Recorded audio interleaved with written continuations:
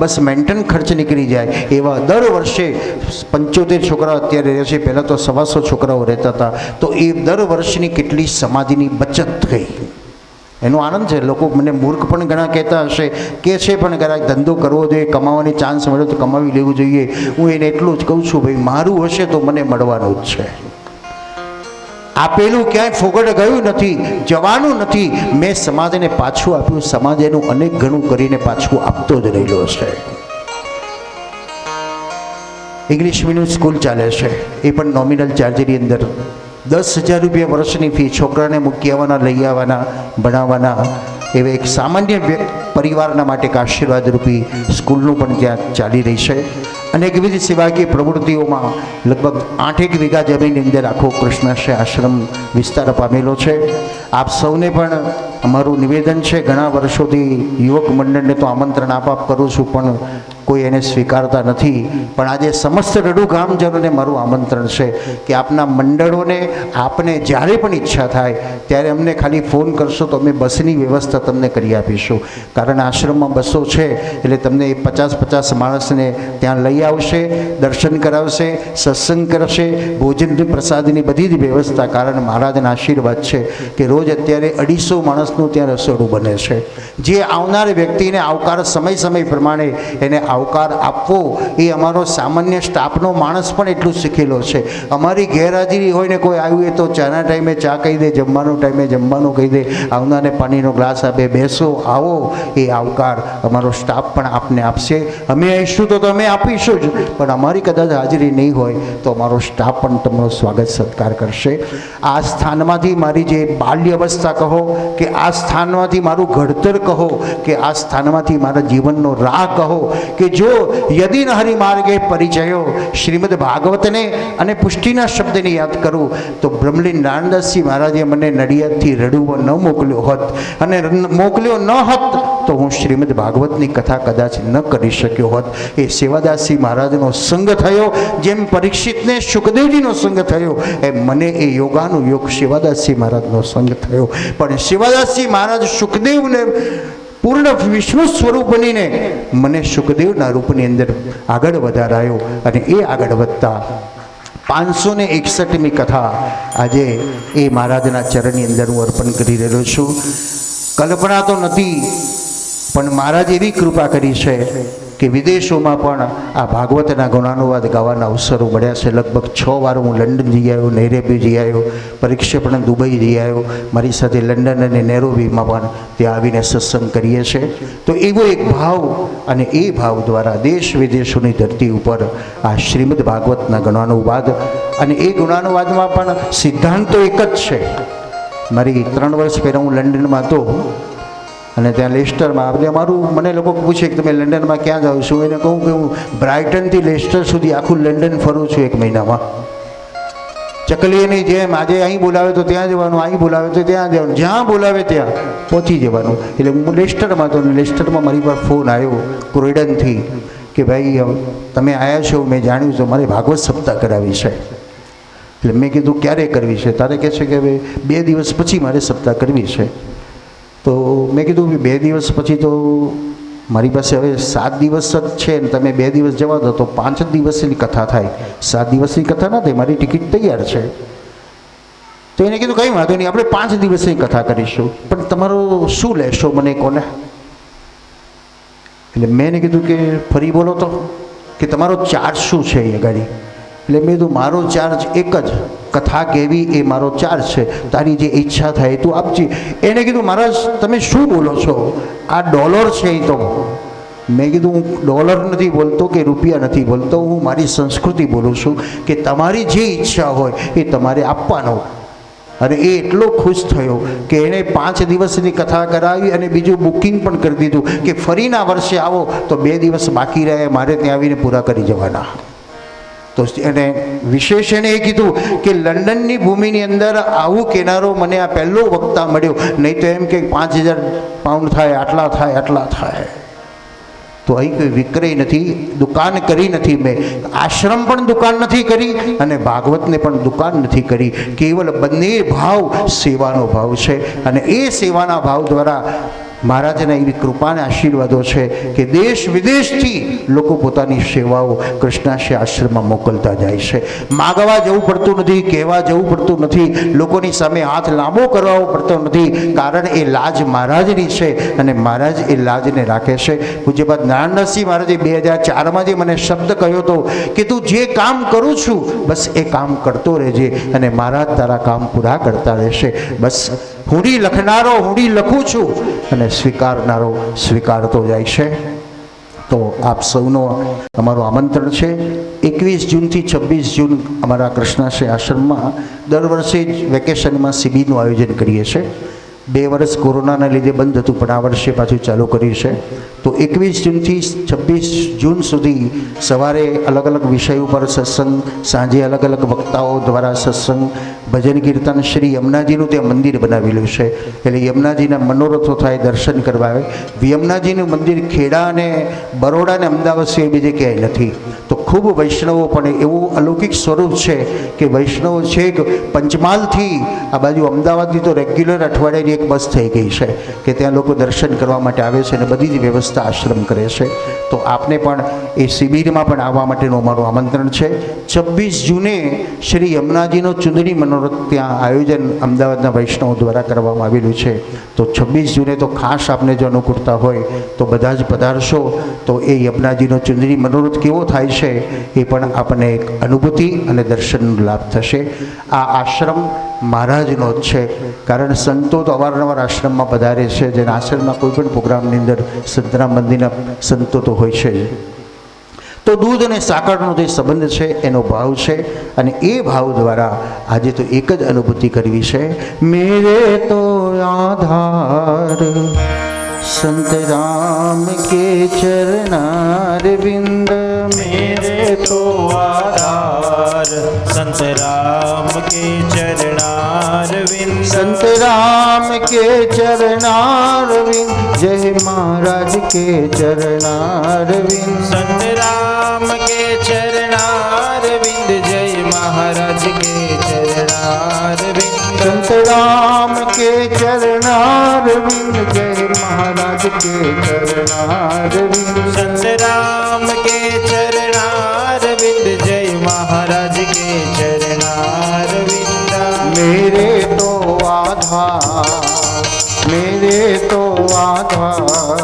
संत राम के चरणारविंद, मेरे तो आधार संत राम के चरणारविंद, संत राम के चरणारविंद, संत राम के चरणारविंद, संत राम के चरणारविंद, संत राम के चरणारविंद, જળાશ્રય છે, સંતે સત્ય છે અને એ સત્યના રાહ ઉપર ચાલવાનો પ્રયત્ન કરી રહ્યો છું.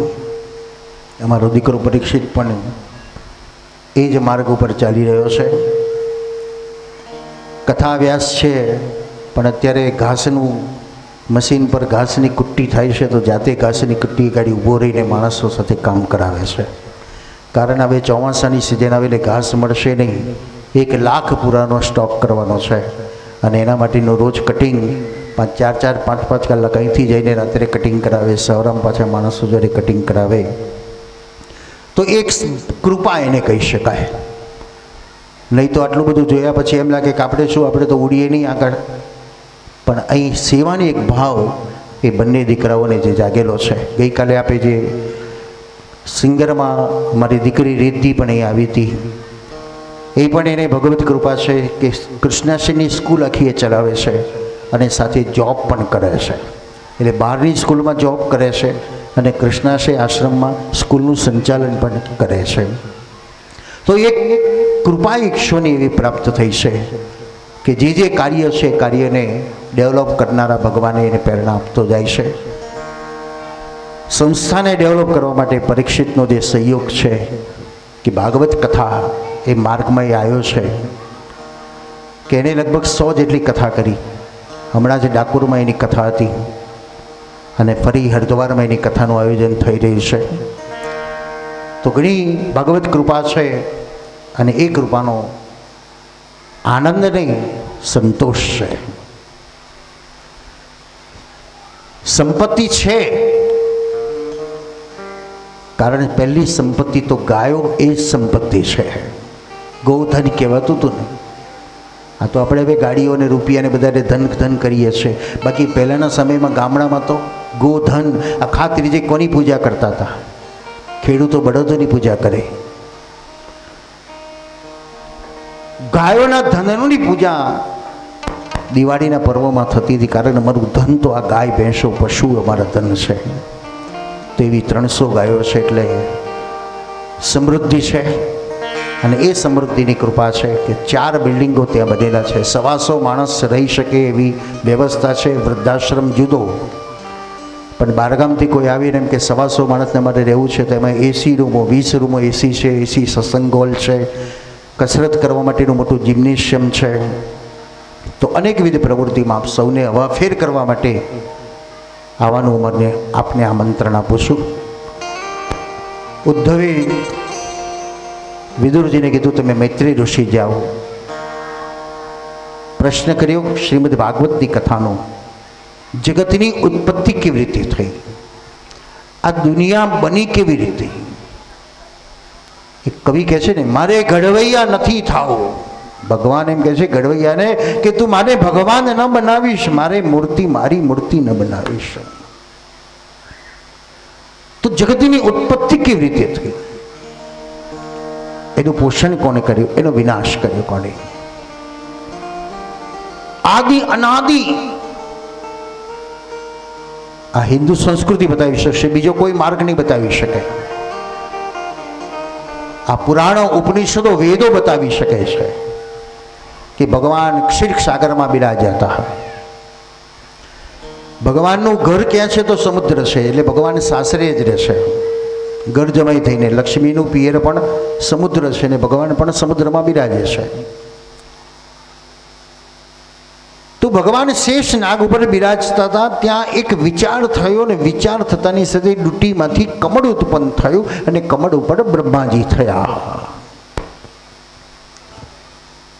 આજે કમળ શબ્દ છે, માના ઉદરમાં વિકસિત થતો બાળક, ડોક્ટર એને કમળ કહે છે. ડૂટીમાંથી જે કમળ નીકળે છે તો વિષ્ણુ સ્વરૂપ છે. આપણે બ્રહ્મા ચારે બાજુ નજરે કરી પણ કશું જ ન દેખાયું.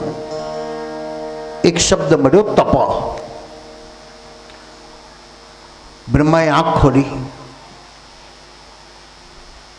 તમે દુનિયાની રચના કરો. બ્રહ્માએ કીધું ભગવાન ખિસ્સામાં રૂપિયો નથી ને દુનિયા કેવી રીતે બનાવવું? ને આપણને ક્યારેક ગુરુ કહે છે ને આ કામ કર, પછી આપણે રડીએ ગુરુજી પૈસા નથી. અરે કરને તું, પણ સમજી નથી શકતા આપણે. એ આશીર્વાદનું પીઠબળ એવું મળ્યું છે કે તું જ્યાં નાખીશ ત્યાં સોનું જ છે, પણ આપણે નથી કરીને સમજતા નથી. બ્રહ્માએ કીધું ભગવાન દુનિયા તો છે નહીં, ક્યાં ગઈ? હિરણ્યાક્ષ ને હિરણ્યકશ્યપ, જય ને વિજય બે રાક્ષસ બન્યા છે. પરીક્ષિતે પૂછ્યું મહારાજ રાક્ષસ ક્યાંથી આવ્યા? કશ્યપ ને દીતિ. સાયંકાળનો સમય છે. પ્રાતઃકાળ, સાયંકાળ અને મધ્યાહન કાળ, આ 3 કાળ કહેવામાં આવી.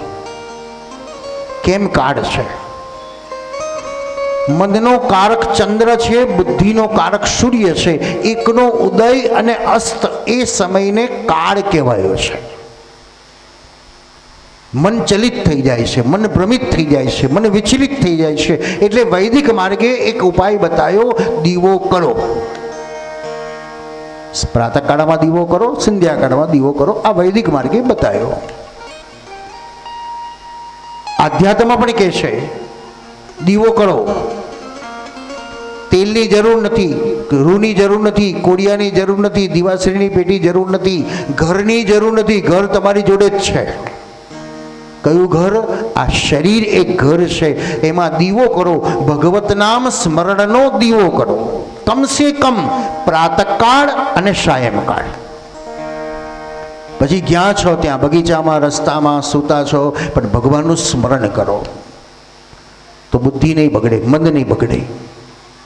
દીતિના મનમાં વિકાર આવ્યો. બે રાક્ષસ બાળકો થયા. જય અને વિજયનો જન્મ હિરણાક્ષ અને હિરણ્યકશ્યપ. એક લોભનું પ્રતીક છે ને બીજો મોહનું પ્રતીક છે. હસવું ને રડવું બંને એક સાથે થતું નથી. બંને એક સાથે છે, છતાં ભગવાનને બે અવતાર લેવા પડ્યા. એક વરાહનું રૂપ લેવું પડ્યું અને બીજું ભગવાન નૃષિનું રૂપ લેવું પડ્યું. હિરણ્યાક્ષે પૃથ્વીને પોતાની કરી દીધી. ભગવાને દંતસુર વડે હિરણ્યાક્ષનો નાશ કર્યો. અહીં વરાહ અવતારની જે કથા છે એ આજે માટે આશ્ચર્યકારક કથા છે. પ્રત્યેક જીવ માના ઉદરમાંથી જન્મે છે અને વરાહ બ્રહ્માના નાકમાંથી જન્મ્યા. બોલો, વિચિત્ર લાગે કે નહીં? વરાહ બ્રહ્માના નાકમાંથી આવ્યા. જ્ઞાનમાં વિજ્ઞાન રહેલું છે. શા માટે ભગવાન બ્રહ્માના નાકામાંથી જન્મ્યા? તો નાક ગંધ પારખવાનું કામ કરે છે. તમારે પશુને રસ્તો બતાવવા જવું પડે ખરું? રોજ આપણને બતાવવા જવું પડે તો ભૂલા પડી જઈએ. પણ પશુ એની ધ્યાનેન્દ્રિયથી એ સૂંઘતું સૂંઘતું ત્યાં પહોંચી જાય છે. તો એની ધ્યાનેન્દ્રિય બળવાન છે. એટલે બ્રહ્માએ વિચાર્યું કે આ નાકમાંથી જવું તો પૃથ્વી ગંધ તત્વ છે, મારી પૃથ્વી ક્યાં હશે એ મને તુરંત ખબર પડી જશે. તમારા કોઈ સ્વજનનો ફોન આવ્યો, ઇમરજન્સી આવી જાઓ, તો તમે ગોળ ગોળ ફરવા જશો ખરા? ભાઈ શોર્ટકટ કયો છે ગૂગલમાં જોતો જલ્દી પહોંચી જવાય. એમ ભગવાને વિચાર્યું મારી પ્રિયા પૃથ્વી દુઃખી છે, હું શોર્ટકટમાં જાઉં. એટલે બ્રહ્માના નાકમાંથી આવ્યા, જેથી મારી પૃથ્વી ક્યાં છે. વરાહ અવતાર દ્વારા સમુદ્ર મધ્યે ભગવાને પહેલું પ્રાગટ્ય કર્યું વરાહ. જળ એ જીવન છે અને જળથી જીવન બને છે. દુનિયાની શરૂઆત પણ ક્યાંથી થઈ? પાણીથી થઈ. એટલે વરાહ અવતાર સમુદ્રમાંથી પ્રગટ થયા. એટલે ભગવાને જોયું કે બરાબર ડેવલપ ના થયું શરીર, એટલે પછી મત્સ્ય અવતાર ધારણ કર્યો, એ પણ જળમાંથી બન્યો. ત્રીજો કચ્છા અવતાર લીધો, એ પણ પાણીમાંથી થયો. ધીરે ધીરે ડેવલપ કર્યું. ભગવાન વામનના રૂપની અંદર આવ્યા, પૂર્ણ ન બની શક્યા. ભગવાન રામ રૂપની અંદર આવ્યા તો પણ પૂર્ણ ન બની શક્યા. અને એ જ ભગવાન કૃષ્ણ રૂપની અંદર પરિપૂર્ણ બનીને આવ્યા છે. 16 કળા જેને કહી શકાય એ કૃષ્ણમાં છે. વરાહ અવતાર દ્વારા પૃથ્વીની સ્થાપના કરી. બ્રહ્માએ પ્રકૃતિ પુરુષનું જોડું ઉત્પન્ન કર્યું. આ દુનિયામાં શરૂઆત થઈ સ્ત્રી અને પુરુષથી. સનત કુમારો થયા, પણ સનત કુમારોએ ના પાડી તો બ્રહ્માએ ઋષિપુત્રો પ્રાપ્ત કર્યા. મનુને શત્રુપા બનાવ્યા. આ ભગવાનની દુનિયા ક્યાં સુધી ચાલતી ચાલતી આવી? તો આપણા સુધી ચાલતી આવી. હવે આપણે એને આગળ વધારીએ છીએ ને, એટલે આપણે કહીએ ને ભાઈ એક છોકરો જોઈએ, એક દીકરા દીકરી જોઈએ, કારણ આ દુનિયાને ચલાવી છે. વંશ નહીં, ઘર ખુલ્લું નહીં, કુદરતનો નિયમ જે કુદરતની પરિક્રમા છે એ ચાલુ રાખવાની છે. પણ કેવા સંતાન, એ પણ બહુ મોટો પ્રશ્ન છે. ઈશ્વરે આપણને સંસાર એક બગીચો છે, આપણને બગીચો બનાવવાનું કામ કર્યું છે. કેવા ફૂલ રોપવા એ આપણા વિચાર છે. જો બાવળીએ રોપ્યો છે તો કાંટા આપણને જ વાગશે, અને ફૂલ આપણે રોપ્યા છે તો સુગંધો આપણને જ મળશે. તો સંતાન પણ કેવા પ્રાપ્ત કરવા જોઈએ એ પણ આપણને બતાવે છે કે એવા સંતાનો કે સમાજનું કલ્યાણ કરી શકે, સમાજનું કાર્ય કરી શકે. માનું મોટામાં મોટું કર્તવ્ય શું? તો સુસંતતિ સમાજને અર્પણ કરે અને સંતાન એના હજારોનું કલ્યાણ કરે.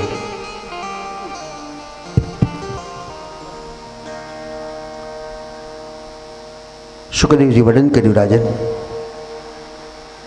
મનુને શત્રુપા દ્વારા 3 પુત્ર થયા. ઉત્તાનપાદ, પ્રિયવત, આકૃતિ, પ્રસૂતિ અને દેહૂતિ 3 કન્યાઓ થઈ. પિતાએ પુત્રીના લગ્ન કરાવ્યા. કરદમ નામના ઋષિ સાથે લગ્ન થાય છે. અહીં શરત મૂકવામાં આવી છે. એક જમાનામાં આપણી શરત હતી ને, કેટલું કરિયાવર આપશો, પૈઠણ કેટલી આલશો.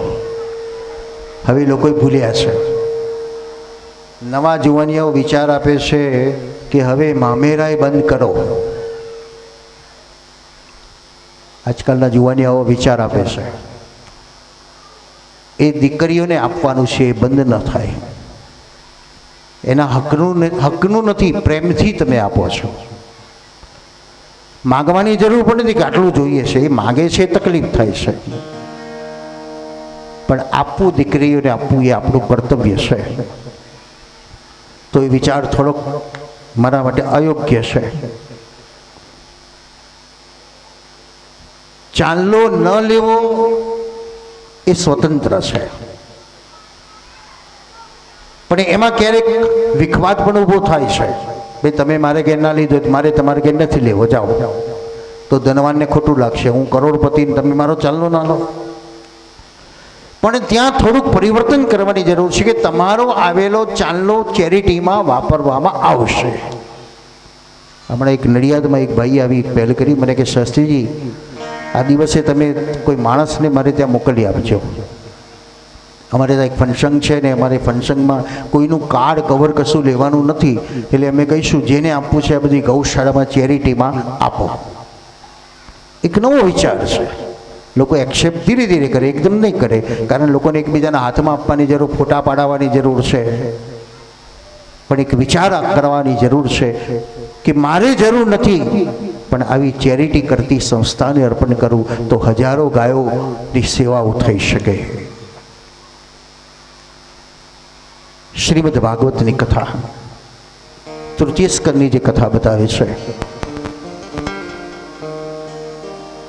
કરદમ અને દેહૂતિનો વિવાહ થયો. આ કથા પણ ઘણી વિશાળ છે ને આપણે બધા કથામાંથી પરિપક્વ નીકળેલા છે, પણ ગૌર મહારાજે આપણને સમજાયું નથી કશું. બે મુઠ્ઠા આહુતિને નાખીને ધૂણો કરે એટલે આપણે કીધું જલ્દી કરો બાપજી, જલ્દી કરો. અને કેમેરાવાળાએ અડધો કલાકના 4 કલાકનું લગ્ન કરી દીધું. ગૌર બાપાને કીધું સાઈડમાં જતા રહો, અમે જ ગૌર મહારાજ બની ગયા હવે. અને આપણે બધા સ્વીકારે, કારણ મૂવી સારી આપણી બને છે એટલે બેઝિકલી તત્વને હવે એક્સેપ્ટ નથી કરતા, આર્ટિફિશિયલને આપણે એક્સેપ્ટ કરતા થઈ ગયા. અને એનાથી આગળ તો હવે સમય એવો આવ્યો કે લગ્ન એક માત્ર નાટક બની ગઈ છે.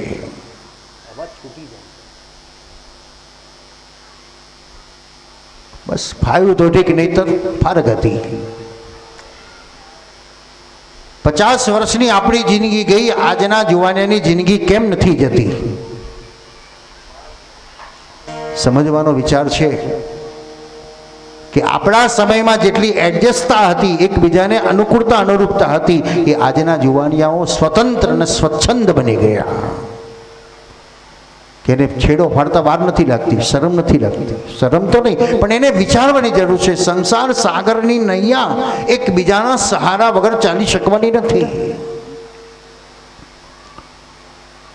સહારો જોઈએ છે. દેહૂતિમાને વિદાય કર્યા, આપ્યું. તમે પણ તમારી દીકરીઓને જેટલું અપાય એટલું આપજો. કોઈ બંધન નથી, કોઈ હક નથી, કોઈ દાવેદાર નથી, પણ ભાવથી જેટલું અપાય એટલું આપો. પણ એ આપેલી સુવર્ણની કિંમતને, એની સુશોભિતતા વધારવી હોય તો સંસ્કાર આપો. સંપત્તિ તો આપો જ છો, પણ નથી આપતા, આપણે સંસ્કાર નથી આપતા. હવે આપવાની જરૂર છે, સંસ્કાર આપવાની જરૂર છે.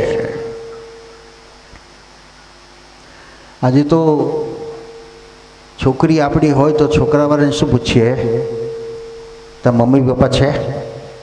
હા, એટલે આપણે પાછા પડીએ, નથી કરવું, જવા દે. એક ભાઈએ એક મિત્રને કીધું, યાર મારા છોકરાનું સેટ થતું નથી, કંઈક કરી આપને. એટલે કે હા કરી દઉં, એમાં શું વાત, પણ તારી દીકરીને કેવો જોઈએ ઘર? એટલે પિતાએ કીધું મારી દીકરીને એવો છોકરો જોઈએ કે એને ભાઈ ન હોય, બહેન ન હોય, મા ન હોય, બાપ ન હોય, એવો દીકરો જોઈએ. હવે 1 વર્ષ 2 વર્ષ થઈ ગયું, કોઈ મળ્યું નહીં. પેલો મિત્ર પાછો મળ્યો એને કીધું યાર તને 2 વર્ષથી કામ સોંપ્યું, તે મારું કશું કર્યું નહીં, કેટલા બધા છોકરા પરણાવી દીધા તે. પેલો કે હા હું ભૂલી ગયો હતો, પણ એક દીકરી એવી મળી છે હો. તો કે ચલો સગપણ કરી દઈએ જલ્દી. પણ એ દીકરીની શરત એવી છે કે દીકરાને ભાઈ ન હોય, બેન ન હોય, મા ન હોય, બાપ ના હોય, એવા દીકરા જોડે પરણવું. પેલો કે એને કહી દે નથી મારે ભાઈને એવી દીકરી, જા. બસ આપણને આવું કહે તો આપણને ન ગમે, પણ આપણે બીજાને કહીએ તો દીકરીને સમજાવવાની જરૂર છે. બેટા હું તારી માં છું ને એમ સાસુ સસરા એ તારા મા બાપ છે. તું દીકરી જ છું બેટા, દાન નથી કર્યું, ખાલી ઘર બદલી છે. આ તો આપણે શબ્દ થોડો બહુ ફાસ્ટ થઈ ગયો, કન્યાદાન કન્યાદાન. કન્યાદાન નથી, ગોત્ર પરિવર્તન થાય છે, અદલા બદલી થાય છે, ઘર બદલીએ છે. આગળ મારું હતું, હવે આગળ તારું નહીં, આગળ તારું થયું. મા બાપનો હક તો રહે છે, મા બાપ નથી રહેતા. આપણે દાન કરી તો બધી મા બાપે ભૂલી જવા જોઈએ ને. પહેલાના સમયમાં દીકરીના ઘેર નતા જતા, એ આજે ખબર પડે છે કે કેમ નતા જતા, કે દીકરીનું ઘર ન ભાગે ને માટે નતા જતા. આજકાલ આપણે જઈએ છીએ, બહુ દખલ થાય એટલે જાણવાનું એક દીકરીનું ઘર ભાગે છે. પહેલાના લોકોના ઘર એટલે ટકતા હતા કે મા બાપ એ બાજુ જાય જ નહીં, એની જાતે તકલીફ જે કંઈ પડે એ બધી સોલ્યુશન કરી દે. અને આજે આપણે ચાવીઓ જાવ એનો વાંધો નથી હો, પણ એમાં ઇન્ટરફિયર બહુ થવાની જરૂર નથી. વાસણ ખખડે ખરા ને પાછા શાંતિ થઈ જાય.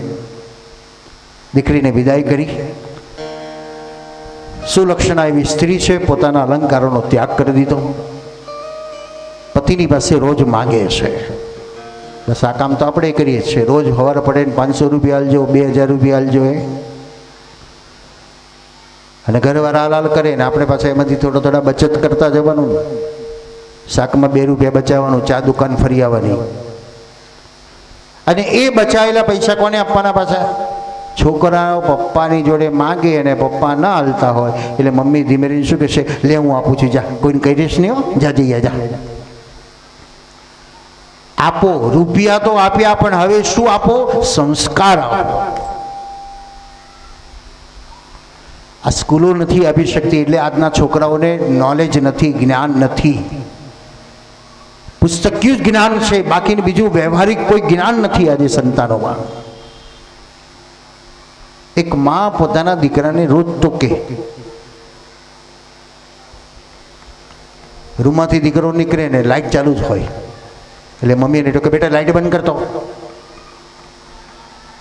હાથ ધોવે ને ચકલી ચાલુ રાખે, બેટા પાણી બંધ કર.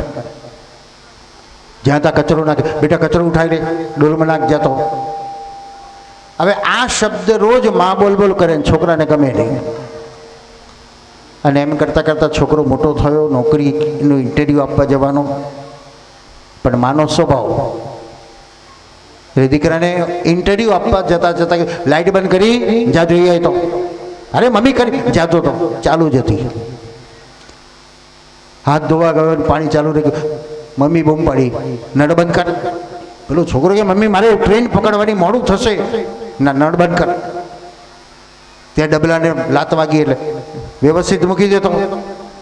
દીકરો રગવાયો, બબડતો ગયો.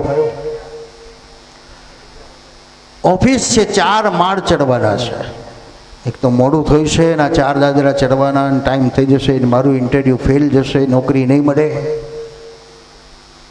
દોડતો પગથિયા ચડી રહ્યો છે, તેની નજર ગઈ સીડીમાં લાઇટ ચાલુ છે અને માનો શબ્દ યાદ આવી ગયો. ભર બપોરે લાઇટ ચાલુ, કોઈ આટલા બધા ગયા, કોઈને બંધ કરવાનું મન નથી થતું, કોઈને વિચાર ના આવ્યો લાઇટ બંધ કરી દેવા દે. ત્યાં બીજો દાદરો ચડ્યો તો બેઝિકનો નળ ચાલુ, આટલા બધા જુએ છે, ચકલી ચાલુ, કોઈ બંધ નથી કરતું. માનો શબ્દ યાદ આવ્યો, બંધ કરી દીધી. ત્રીજો દાદરો ચડવા જાય, ત્યાં ડસ્ટબિન વચ્ચે પડ્યું હતું. લાતો લોકો મારે પણ કોઈ એક બાજુ ન મૂકે. માનો શબ્દ યાદ આવ્યો, લઈને ડસ્ટબિન એક બાજુ મૂકી દીધું. છેલ્લો નંબર એનો છે. નિરાશ થઈ ગયો. આટલા બધા ઇન્ટરવ્યૂ આપીને ગયા, મને જોબ નહીં મળે, મારું ઇન્ટરવ્યૂ જ નહીં લેવાય ને હવે તો. અને બેલ વાગ્યો. વોચમેને કીધું તમને સાહેબ બોલાવે છે. પેલો દોડતો જે સાહેબને ફાઇલ આપવા ગયો, સાહેબે કીધું મારે તમારા ફાઇલની જરૂર નથી, તમે સિલેક્ટ થઈ ગયા. યુવાન કહેવા લાગ્યો મારી ફાઇલ જોઈ નથી, હું લેટ આવ્યો છું અને વગર ફાઇલે તમે મને સિલેક્ટ કરો છો. ત્યારે સાહેબ બોલ્યો આ કેમેરો સિલેક્ટ કરી રહ્યો છે. તમે જોયું કેટલા લોકો આવ્યા ને ગયા, પણ તમે કેમેરાએ તમને જકડી લીધો. તમે લાઇટ બંધ કરી, તમે નળ બંધ કર્યો, ડસ્ટબિન ભરેલું તમે એક બાજુ મૂકી દીધું અને જોઈને મને વિશ્વાસ જાગ્યો કે તમે સંસ્થાને વિકસિત કરશો, તમે સંસ્થાને પુલકિત કરશો, તમે સંસ્થાને પ્રફુલ્લિત કરશો, માટે તમને જવાબ આપી દીધી. છોકરાને એ માનો શબ્દ આજે કેટલો મીઠો લાગ્યો. અને તકલીફ એ છે ને, 2-3 વર્ષના છોકરાને પૂછો કે તારા પપ્પા કેવા, છોકરો એકદમ વળગી પડે, પપ્પા બહુ વાલા. 5-7 વર્ષના છોકરાને પૂછો તો મારા પપ્પા બહુ હોશિયાર છે, બહુ બુદ્ધિશાળી છે. 10 વર્ષના છોકરાને પૂછો તો મારા પપ્પા જેવો કોઈ પપ્પા જ નથી. 15 વર્ષના છોકરાને પૂછો તો નેગેટિવ વિચાર આવી જાય, મારા પપ્પા જ્ઞાન ભણતર નથી, ભણ્યા નથી, બુદ્ધિ નથી. 20 વર્ષનો થાય એટલે મારા પપ્પાને આજના રિવાજ પ્રમાણે કંઈ નોલેજ નથી. 25 વર્ષનો થાય ત્યારે એમ છોકરો એમ કે મારા પપ્પા ગમાર છે. 60 વર્ષનો થાય છોકરો ત્યારે એને ખબર પડે મારો બાપ કેવો હતો. કારણ કે એના ભણે ને એના ગડાવતો થાય ત્યારે એને ખબર પડે.